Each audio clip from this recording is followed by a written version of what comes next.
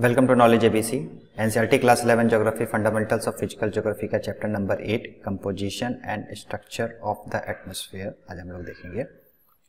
क्या क्या पढ़ने जा रहे हैं इस चैप्टर में हम लोग। तो कंपोजिशन ऑफ द एटमॉस्फेयर देखेंगे, फिर स्ट्रक्चर ऑफ द एटमॉस्फेयर देखेंगे। ठीक है, तो कंपोजिशन में gases, water vapour, dust particle, तो गैसेस के बारे में देख लेंगे, फिर कौन कौन से गैस होते हैं, carbon dioxide, oxygen, nitrogen etcetera, और भी जो भी गैस होते हैं। फिर वाटर वेपर में क्या हिसाब किताब है, वाटर वेपर का क्या कहाँ पे किस जगह पे कितना रहते हैं, कि कितने ज़्यादा होते हैं, क्या इन्फ्लुएंस होता है वाटर वेपर का ये। फिर डस्ट पार्टिकल के बारे में देखेंगे, डस्ट पार्टिकल कहाँ से ओरिजिन होते हैं, कहाँ से आ जाते हैं पूरे एटमॉस्फेयर में, फिर उनका क्या इन्फ्लुएंस होता है, ये सब बात देखेंगे। फिर स्ट्रक्चर ऑफ द एटमॉस्फेयर देखेंगे, तो जिसको एटमॉस्फेयर को 5 लेयर्स में डिवाइड किया गया है, troposphere, stratosphere, mesosphere, ionosphere, exosphere. तो एक एक लेयर के बारे में डिटेल हम लोग देखेंगे। सबसे पहले इंट्रोडक्शन में हम लोग देख लेते हैं कि can a person live without air. No, हम लोग नहीं रह सकते हवा के बिना। हम लोग वैसा बायोलॉजिकल सिस्टम है हमारा कि हमारा हवा के बिना 1 मिनट भी नहीं रह सकते। ज़्यादा से ज़्यादा पानी में के जो जीव है वो वाटर ले लेते हैं, वहाँ से रह सकता है, बिना वाटर के थोड़ा दिन रह सकता है, लेकिन बिना एयर के कुछ भी देर नहीं रह सकता है। तो इसलिए एयर सबसे ज़्यादा इंपॉर्टेंट है। तो एटमॉस्फेयर का सबसे पहले इसमें डिफिनेशन देखते हैं, एटमॉस्फेयर को कैसे डिफाइन किया है। Atmosphere is a mixture of different gases and it envelope the earth all around. तो एटमॉस्फेयर जो है वो डिफरेंट गैसेस से मिलकर बना हुआ है, जिसमें नाइट्रोजन है, ऑक्सीजन है, अभी कंपोजिशन उसका देखेंगे आगे। और ये पूरे अर्थ सरफेस को इन्वेलप किया, मतलब ढके पे चारों तरफ से। ठीक है, एयर जो है वो अर्थ का इंटीग्रल मास है, मतलब कि जो मास ऑफ द अर्थ अगर हम कहीं कहेंगे तो उसमें एटमॉस्फेयर का भी मास एडिशन होकर बोला जाएगा। ये कोई अलग पार्ट नहीं है, ये पूरे earth as a whole system का ही पार्ट है एटमॉस्फेयर। ठीक है, और एक और फैक्ट सबसे बड़ी चीज़ है कि इसमें about 32 kilometre from the earth surface, ये टोटल मास एटमॉस्फेयर का जो टोटल मास है, जो एटमॉस्फेयर का मास है वो 32 किलोमीटर एबव तक ही है। उसके ऊपर भी एटमॉस्फेयर है, लेकिन उसकी डेंसिटी और इतनी कम हो जाती है कि बहुत rare amount of air molecules उसमें रहेंगे।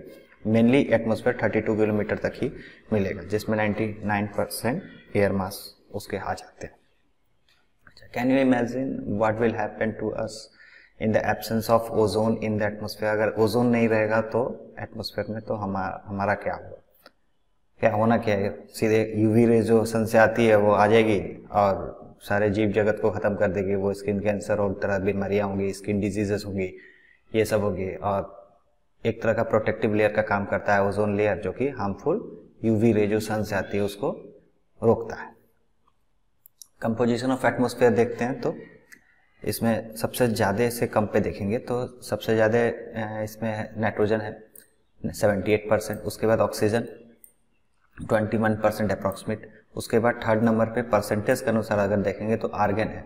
जनरली में हम बोल देते हैं कि नाइट्रोजन है, ऑक्सीजन है, कार्बन डाइऑक्साइड है, लेकिन ये गलत है। अगर परसेंटेज वाइज देखेंगे, वॉल्यूम वाइज देखेंगे तो सबसे अधिक नाइट्रोजन है, उसके बाद ऑक्सीजन है, उसके बाद आर्गन आता है, फिर जाके कार्बन डाइऑक्साइड का नंबर आता है। ऐसा नहीं है कि कार्बन डाइऑक्साइड तीसरा सबसे मेजर गैस है एटमॉस्फेयर में, तीसरा मेजर गैस आर्गन है जो कि इनर्ट गैस होता है, उसके बाद कार्बन डाइऑक्साइड है, फिर अदर कुछ नियॉन, हीलियम, हाइड्रोजन एक्सेट्रा बहुत रेयर अमाउंट में पाए जाते हैं।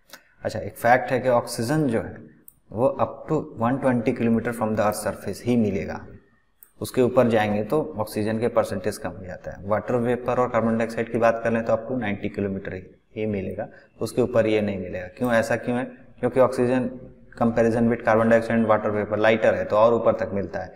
कार्बन डाइऑक्साइड और वाटर वेपर थोड़ा हेवियर मॉलिक्यूल होते हैं, तो नीचे में मिल जाते हैं। गैसेस के बारे में देख लेते हैं, कौन कौन मेन गैसेस हो। तो कार्बन डाइऑक्साइड, ओजोन के बारे में देख लेते हैं। तो कार्बन डाइऑक्साइड के बारे में देखेंगे तो ये इनकमिंग सोलर रेडिएशन है, जो सन से जो रेडिएशन आते हैं उसको तो आने देता है, लेकिन जो आउटगोइंग रेडिएशन है, जो अर्थ से टकरा के, ये अर्थ से अब्जॉर्ब होकर जो वापस से अर्थ से रेडिएशन निकल के जाते हैं बाकी के अंतरिक्ष की तरफ, तो वो उसको ओपेक हो जाता है, मतलब उसको रोक देता है। मतलब सन से जितनी रेडिएशन आएगी तो उसको आने देता है, लेकिन अर्थ से बैकवर्ड डायरेक्शन में जितनी रेडिएशन जाती है उसको रोक लेता है। तो ये ग्रीन हाउस गैस का काम करता है, इससे अर्थ का टेम्परेचर धीरे धीरे धीरे वार्म होने लगता है। ठीक, अच्छा, ग्रीन ये आते कहाँ से हैं एटमॉस्फेयर में कार्बन डाइऑक्साइड? तो बर्निंग ऑफ फॉसिल फ्यूल्स आते हैं। हाँ, रेस्पिरेशन से भी आते हैं, लेकिन मेजर सोर्स इसका कहाँ से है? तो फॉसिल फ्यूल्स को जलाने में तो उसमें कार्बन कंटेंट होते हैं, तो उसको जलाने पे कार्बन डाइऑक्साइड का फॉर्मेशन होने लगता है और धीरे धीरे एटमॉस्फेयर में ये बढ़ते जा रहा है, जिसके कारण ग्लोबल वार्मिंग हो रही है। ओजोन की बात कर लें तो ओजोन मेनली फॉर्म्ड कहाँ होता है, 10 to 50 kilometre above the earth surface. Earth surface से 10 से 50 किलोमीटर के ऊपर में ये मिलता है ओजोन, मेनली स्ट्रेटोस्फेयर में मिलता है। ठीक है, ये फिल्टर का काम करता है, जैसे बताया मैंने फिल्टर का काम करता है। अल्ट्रावायलेट रे जो सन से आती है उसको आने नहीं देता है, ये हम लोग को प्रोटेक्ट करता है। वाटर वेपर की बात कर लेते हैं। वाटर वेपर क्या होगा कि जैसे जैसे हाइट पे हम लोग जाएंगे, डिक्रीजेज विद अल्टीट्यूड, जैसे जैसे हाइट ऊपर की ओर जाएंगे वाटर वेपर की परसेंटेज गिरते जाएगी। ठीक है, वार्म और वेट ट्रॉपिकल अगर एरिया है तो वहाँ पे 4% मिलेगा। ड्राई और कोल्ड एरिया, डेजर्ट है, कोल्ड एरियाज ऑफ डेजर्ट है, पोलर रीजन है, लेस देन 1% मिलेगा। क्यों, ऐसा क्यों है, ड्राई एरिया रहेगा तो वहाँ तो वाटर वेपर की कंटेंट कम है, इसलिए ड्राई है, तो इसलिए लेस देन है।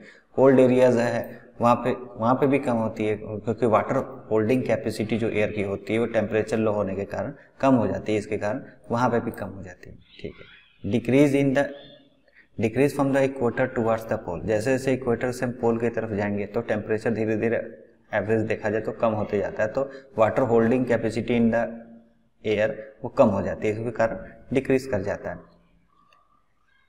वाटर वेपर भी कार्बन डाइऑक्साइड के साथ तरह जो इंसुलेशन जो आता है सन से उसको एब्जॉर्ब कर लेता है। ठीक, स्टेबिलिटी और इनस्टेबिलिटी ऑफ द एयर का ये डिपेंड करता है। अगर वाटर वेपर के कारण ही क्लाइमेटिक कंडीशन, मतलब कि जो वेदर है या पर्टिकुलर किस एरिया में बारिश होगी क्या होगी, तो वो वाटर वेपर पे ही डिपेंड करता है। डस्ट पार्टिकल की बात कर लें तो डस्ट पार्टिकल में क्या क्या कंस्टिट्यूएंट होता है, तो सी साल्ट होता है, समुद्र का जो साल्ट है वो हो गया, फाइन सॉइल पार्टिकल है वो हो गया, स्मोक सूट ये हो गया, एसेस, पोलन ग्रेन, जो पोलन ग्रेन होते हैं प्लांट्स के जो परागकण वो भी होते हैं, इसके कंट्रीब्यूशन में होता है। डिसइंटीग्रेटेड पार्टिकल ऑफ मेट्रियोर्स, अगर कोई मेट्रियोर्स आया उसके जो डिसइंटीग्रेटेड पार्टिकल है वो एयर में डिसइंटीग्रेट हो जाए, टूट फूट जाता है तो उसके ही पार्टिकल हुए। ये सब डस्ट पार्टिकल के कंस्टिट्यूएंट होते हैं। कहाँ से आते हैं डस्ट पार्टिकल, तो ये सब जगह से आते हैं। Concentrated in the lower layer of the atmosphere, ये लोअर लेयर में ही मोस्टली पाता है, क्योंकि हेवी वेट होंगे बाकी एयर पार्टिकल के कंपेरिजन, तो लोअर लेयर में ही मिलते हैं। लेकिन कन्वेंशनल एयर करंट के कारण ये ग्रेटर हाइट पे भी चले जाते हैं। इक्वेटर पे और बाकी ट्रॉपिक्स पे जो कन्वेंशनल एयर करंट जो ऊपर की ओर जाते हैं ऐसे, वो उसके कारण वो ढोके लेके चले जाते हैं ऊपर। Higher concentration in subtropic and temperate region due to dry wind होने के कारण आराम से सस्पेंडेड रहते हैं डस्ट पार्टिकल और परसेंटेज बढ़ते जाता है। इस जगह पे मतलब सब ट्रॉपिकल और टेम्परेट रीजन पे ज़्यादा होते हैं। Low in equatorial and polar region, polar region और इक्वेटोरियल रीजन पे ये लो होगा। इक्वेटोरियल रीजन पे लो इसलिए होगा क्योंकि वहाँ पे तो हर दिन बारिश होती है, तो उसके कारण वेट के कारण कि वो डस्ट पार्टिकल उड़ नहीं पाएंगे, तो इक्वेटोरियल रीजन पे लो होगा। पोलर रीजन पे तो आइस कवर्ड होता है तो वहाँ पे डस्ट होती ही नहीं, तो इसलिए वहाँ पे भी लो हो जाएंगे concentration. Act as a hygroscopic nuclear, hygroscopic nuclear का मतलब हो गया कि जो बादल फॉर्मेशन होता है एटमॉस्फेयर में, तो वाटर कंडेंस होने के लिए कोई पार्टिकल चाहिए जिसके चारों ओर वाटर कंडेंस हो जाएगा और बादल का धीरे धीरे फॉर्म ले लेगा, तो ये न्यूक्लियर का काम करता है। ये डस्ट पार्टिकल के चारों ओर वाटर धीरे धीरे कंडेंस हो जाते हैं upper layer of atmosphere, upper atmosphere में, और धीरे धीरे वाटर ड्रॉपलेट का फॉर्म करेंगे और स्मॉल पार्टिकल धीरे धीरे क्लाउड का फॉर्मेशन होगा। तो डस्ट पार्टिकल अगर नहीं रहेंगे तो क्लाउड फॉर्मेशन भी नहीं होगा। अच्छा, स्ट्रक्चर ऑफ द एटमॉस्फेयर की बात कर लेते हैं। तो जो हमारा जो एटमॉस्फेयर है मेनली 5 लेयर्स में डिवीजन है, troposphere, stratosphere, mesosphere, ionosphere, exosphere. अब डिफरेंट लेयर है तो डिफरेंट इनकी डेंसिटी होगी। मेनली देखा जाता है कि डेंसिटी धीरे धीरे नीचे से ऊपर की ओर जाएंगे तो वो डिक्रीज होते चल जाती है। मतलब ट्रोपोस्फेयर की डेंसिटी ज़्यादा रहेगी, उससे कम स्ट्रेटोस्फेयर, उससे कम मेसोस्फेयर, उससे कम आइनोस्फेयर, उससे कम एक्सोस्फेयर। एक्सोस्फेयर में तो ना के बराबर एटमॉस्फेयर रहेगा, धीरे धीरे तो ये जाके मिल जाता है आउटर स्पेस पे। ठीक है, और टेम्परेचर के जहाँ बात में तो अलग अलग लेयर में अलग अलग वेरिएशन होता है टेम्परेचर का, वो हम लोग अभी देखेंगे। सबसे पहले टोपोस्फेयर की बात कर लेते हैं। तो लोअर मोस्ट लेयर होगा एटमॉस्फेयर का टोपोस्फेयर, सबसे निचला लेयर ये वाला टोपोस्फेयर होगा पूरा। ये पूरा एटमॉस्फेयर का पूरा स्ट्रक्चर ऑफ द एटमॉस्फेयर का डायग्राम है, जिसमें सबसे नीचे ट्रोपोस्फेयर, फिर स्ट्रेटोस्फेयर, फिर मेसोस्फेयर, फिर थर्मोस्फेयर, फिर एक्सोस्फेयर। ठीक है, तो ट्रोपोस्फेयर देख लेते हैं। तो सबसे लोअर मोस्ट पर रहेगा, एवरेज हाइट 13 किलोमीटर होती है। अगर पार्टिकुलर हाइट की बात कर लें तो पोल्स पे 8 किलोमीटर की हाइट होगी और 18 किलोमीटर हाइट हो जाती है इक्वेटर के ऊपर due to conventional current. Conventional current जो एयर करंट जो इक्वेटर पे जो उठता है ऊपर की ओर, लो प्रेशर बेल्ट है ऊपर की ओर, जो हवा उठती है वो ट्रोपोस्फेयर का एक्सटेंड 18 किलोमीटर तक कर देती है। तो 8 से 18 किलोमीटर इसका रेंज होता है। 8 किलोमीटर पोल्स पे, 18 किलोमीटर इक्वेटर पे। ठीक है, इसी लेयर में मतलब ट्रोपोस्फेयर में ही डस्ट पार्टिकल हमको मिल जाएंगे, वाटर वेपर भी मिलेंगे। ठीक है, मतलब जितना भी क्लाउड फॉर्मेशन और जितना ये सब है, ये सब ट्रोपोस्फेयर में ही होता है। क्लाइमेट और वेदर चेंज जितना भी होगा, क्लाउड फॉर्मेशन जितना होगा, सब ट्रोपोस्फेयर में होगा। मतलब सबसे अधिक इन्फ्लुएंस हम लोग को ट्रोपोस्फेयर ही करता है। अगर ह्यूमन बींग्स की बात करें या अर्थ पूरे सरफेस की बात करें तो सबसे अधिक ट्रोपोस्फेयर का इन्फ्लुएंस होता है। टेम्परेचर जो है वो एवरी 1 डिग्री सेल्सियस डिक्रीज हो जाता है 165 मीटर हाइट पे। जैसे ही हम 165 मीटर ट्रोपोस्फेयर में, सिर्फ ये ट्रोपोस्फेयर की बात हो रही है, पूरी एटमॉस्फेयर की नहीं, ट्रोपोस्फेयर में 165 मीटर हाइट पे जाएंगे तो 1 डिग्री सेल्सियस ऑन एवरेज गिरते जाएगा। यही होता है normal lapse rate. All the biological activity, मतलब कि जितने लिविंग थिंग्स, प्लांट हो, एनिमल हो, वो सारे ट्रोपोस्फेयर में ही बिलोंग करते रहते हैं। ठीक है, ट्रोपोस्फेयर से जैसे ही खत्म होता है 8 से 18 किलोमीटर जो भी हो, वहाँ पे डायरेक्टली स्ट्रेटोस्फेयर शुरू नहीं हो जाता है। बीच में एक पतली से एक लेयर आती है जिसको ट्रोपोपाउस कहते हैं, जो जोन होता है separating between stratosphere and troposphere. इसी को जोन ऑफ सेपरेशन जो जोन होता है उसको ट्रोपोपाउस कहते हैं। अच्छा, यहाँ पे क्या होता है कि टेम्परेचर कांस्टेंट हो जाता है, इसीलिए इसका नाम ट्रोपोपाउस पड़ा है। अच्छा, टेम्परेचर जो है वो इक्वेटर के ऊपर अगर हम ट्रोपोस्फेयर का टेम्परेचर देखें तो -80 डिग्री चला जाता है। ठीक है, जबकि पोल के ऊपर -45 ही डिग्री रहता है। तो आप सोचते होंगे कि पोल तो ऑलरेडी आइस कवर्ड रहता है, उसके ऊपर हो जाएंगे तो और ठंडा ही हो जाएगा, तो पोल्स पे ज़्यादा कम होना चाहिए था in comparison to equator. But equator का देखा जाए तो इक्वेटर की जो ट्रोपोस्फेयर की जो हाइट है वो 18 किलोमीटर से हो जाती है, और जबकि पोल्स पे जो 8 किलोमीटर है। तो नॉर्मल रेस वाले लैप्स रेट वाले ही फॉर्मूला लगेगा। ज़्यादा हाइट हो जाने के कारण इसका टेम्परेचर इक्वेटर पे जो ट्रोपोस्फेयर का जो टेम्परेचर हो जाता है वो -80 पहुंच जाता है। ठीक है, अगला देखते हैं स्ट्रेटोस्फेयर।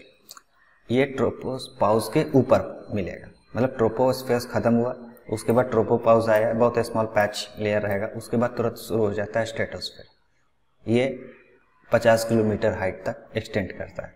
ये जो 50 किलोमीटर हाइट है, ट्रोपोपाउस से हाइट नहीं हुई, ये अर्थ सरफेस से हाइट हुई। रेंज जो है इसके 50 किलोमीटर एबव तक ही मिलेगा स्ट्रेटोस्फेयर।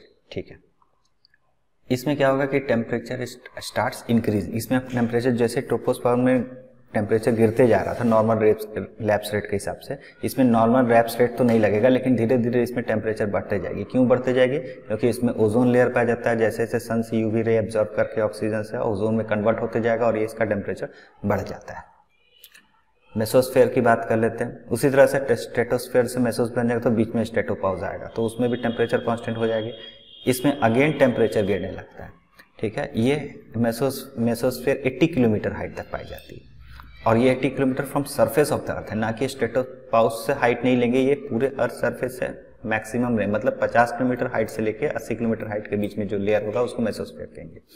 ठीक है, इसमें जैसे बताया मैंने कि टेम्परेचर फिर से गिरने लगती है और गिरते गिरते -100 तक चली जाती है 80 किलोमीटर हाइट तक, और जो उसका जो अपर लेयर पाउस होगा वो मेसोस्फेयर होगा। तो जितने जो मेट्योर्स हैं वो इसी लेयर तक आते आते खत्म हो जाते हैं। आयनोस्फेयर की बात कर लेते हैं। ये मेसोस्फेयर के ऊपर मिलेंगे, 80 किलोमीटर से 400 किलोमीटर के बीच में मिलेंगे आयनोस्फेयर। ठीक है, इलेक्ट्रिकल चार्ज पार्टिकल्स इसमें मिलेंगे, आयंस मिलेंगे। क्यों आयंस मिलेंगे? क्योंकि जो सन का सोलर रेडिएशन जो आता है वो एक तो एयर डेंसिटी बहुत कम होती है, जो भी एयर पार्टिकल जो भी होते हैं तो उसके इलेक्ट्रॉन को हटा देता है, वो सिर्फ आयंस के रूप में ही रहते हैं यहाँ पे जो इलेक्ट्रॉनिक चार्ज पार्टिकल रहेगा। टेम्परेचर अगेन इंक्रीज होने लगेगा यहाँ पे। उसके साथ क्या, ये एक मेन फैक्टर ये काम करता है, ये जो ऊपर का जो लेयर है, जितना भी रेडियो सिस्टम काम करता है अर्थ पे, तो रेडियो वेव्स को ये रिफ्लेक्ट बैक कर देता है। इस कारण जितना पूरा अर्थ पे जो रेडियो सिस्टम जितना हम लोग रेडियो सुनते हैं वो आयनोस्फीयर में जो इलेक्ट्रिक चार्ज पार्टिकल उसके रिफ्लेक्ट कर देता है। इसी कारण पूरे अर्थ पे हम लोग रेडियो का जो कवरेज है वो बढ़ जाता है। एक्सोस्फीयर की बात कर ले तो एक्सोस्फीयर एबव आयनोस्फीयर रहेगा, ठीक है। इसमें बारे में बहुत कम जानकारी है साइंटिस्टों को जैसा कि बुक में लिखा। उसके बाद ये धीरे धीरे आउटर स्पेस के साथ मिल जाता है। और जितना भी लेयर है, पांचों लेयर, उसमें जो मेन ज्योग्राफर हैं वो लोग फर्स्ट 2 लेयर ट्रोपोस्फीयर और स्ट्रेटोस्फीयर के बारे में ज़्यादा स्टडी करते हैं, क्योंकि इनका ही इन्फ्लुएंस सबसे अधिक ह्यूमन बीइंग और पूरे अर्थ पे रहता है। Elements of weather and climate, तो वेदर एंड क्लाइमेट के क्या क्या एलिमेंट्स हैं, तो उसके जो ह्यूमन पे इन्फ्लुएंस करते हैं, लाइफ पे इन्फ्लुएंस करते हैं, वो है टेम्परेचर हो गया, प्रेशर हो गया, विंड हो गया, ह्यूमिडिटी हो गया, क्लाउड हो गया, प्रेसिपिटेशन हो गया। इन सब के बारे में हम लोग डिटेल में पढ़ेंगे चैप्टर 9, 10 और 11। मल्टीपल चॉइस क्वेश्चन देख लेते हैं। Which of the following gases constitute the major portion of the atmosphere, तो मेजर पोर्शन कौन सा है, तो सबसे मेजर पोर्शन नाइट्रोजन है, ठीक है। Atmosphere layer important for human being is, तो ह्यूमन बीइंग के लिए सबसे अधिक इंपॉर्टेंट लेयर कौन है, तो सबसे इंपॉर्टेंट जो सबसे पहला लेयर है वही है ट्रोपोस्फेयर। अगला देते हैं sea salt, pollen grain, ash, smoke soot, fine soil, these are associated dust particle, ये सब डस्ट पार्टिकल होते हैं। Oxygen gas is negligible quantity at the height of atmosphere, किस हाइट पे एटमॉस्फेयर में ऑक्सीजन गैस निग्लिजिबल क्वांटिटी, जैसे बताया मैंने 120 किलोमीटर के हाइट पे, ठीक है। Which of the following gas is transparent to the incoming solar radiation and opaque to outgoing terrestrial radiation, ठीक है। मतलब इनकमिंग सोलर रेडिएशन को आने देता है, लेकिन अर्थ से जो रेडिएशन बैक होते हैं उसको नहीं जाने देता है, तो वो है कार्बन डाइऑक्साइड। Thank you.